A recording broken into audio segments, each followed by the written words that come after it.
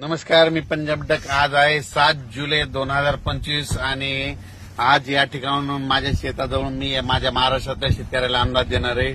सर्वप्रथम आज 7 जुलै 2025 आज माझा वाढदिवस आहे. वाढदिवसानिमित्त माझ्या महाराष्ट्रातील, मराठवाड्यातील, विदर्भातील, पूर्व विदर्भातील, उत्तर महाराष्ट्रातील सर्व शेतकऱ्याला एक आनंदाची बातमी देणार आहे.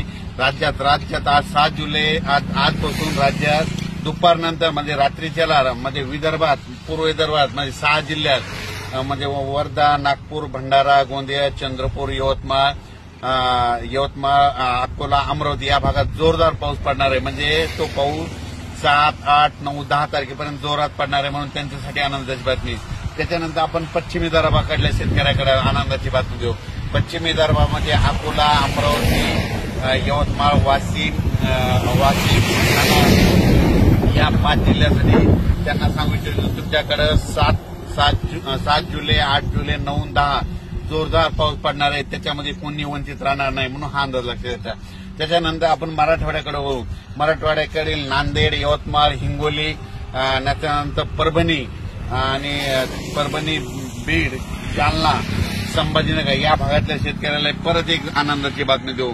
म्हणजे नांदेड, हिंगोली, परभणी, बीड, जालना, संभाजीनगर ह्या पट्ट्यातल्या शेतकऱ्याला सांगतो, आज रात्री 7 जुलैला रात्रीच्याला जोरदार पाऊस पडणार आहे.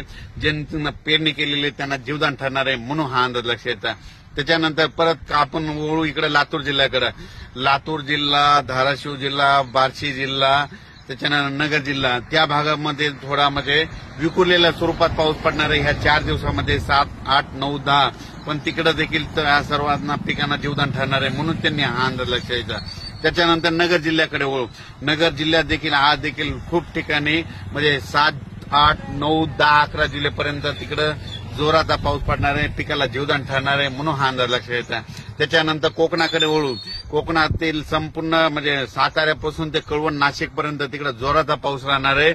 आणि त्या जोराचा पाऊस पडल्यामुळे नाशिककडे नद्याला पूर येणार आहे. तिकडे पाणी आल्यामुळे ते पाणी पैठणकडे येणार आहे आणि त्या पैठणचं पाण्याची पातळी वाढणार आहे, म्हणून हे त्यांनी लक्षात येतं. उत्तर महाराष्ट्राकडे म्हणजे धुळे, जळगाव, नंदुरबार,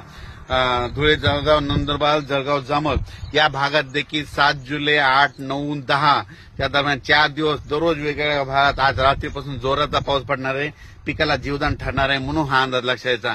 11 तारखेनंतर राज्यातलं वातावरण म्हणजे राज्यात 11 जुलैपासून राज्यात पुन्हा सूर्यदर्शन घडणार आहे, म्हणून हा सर्व शेतकऱ्यांनी अंदाज लक्षात यायचा. पण राज्यात सांगायचं झालं तर परत एक सगळ्यासाठी आनंदाची बातमी. मराठवाड्यातील शेतकऱ्याला आनंदाची बातमी. नाथसागर मी मुलं होतो ना 10 जुलैपर्यंत 50% पार करेल, तर आज 52% झाले. आणि आणखीन एक सांगतो की 20 तारखा म्हणजे 20 जुलैपर्यंत नाथसागर 62% पुढे जाईल, म्हणजे 65% जाईल, म्हणून हे त्यांच्यासाठी आनंदाची बातमी. त्याच्यानंतर राज्यात परत म्हणजे 17 जुलैपासून ते 30 जुलैच्या दरम्यान राज्यात परत वातावरण तयार होणार आहे. पण तो पाऊस विदर्भाकडे नसणार आहे, त्याची बॅटिंग मात्र इकडं म्हणजे दक्षिण महाराष्ट्राकडे असणार आहे, म्हणून हा अंदाज लक्षात येतात. अचानक वातावरण बदल झाला तर लगेच एक मेसेज दिला जाईल. पण राज्यात मात्र आज 7 जुलैपासून दुपारनंतर म्हणजे रात्रीच्याला म्हणजे ठिकठिकाणी पूर्व विदर्भ, पश्चिम विदर्भ, मराठवाडा, त्याच्यानंतर उत्तर महाराष्ट्र, पश्चिम महाराष्ट्र ठिकठिकाणी पाऊस पडणार आहे, म्हणून हा अंदाज लक्षात येतात. आणि पूर्व आणि पश्चिम विदर्भात तर सर्व दूर तिकडे पाऊस चालूच राहणार आहे. मराठवाड्यात देखील भाग बदलत सगळीकडे पाऊस पडतच राहणार आहे.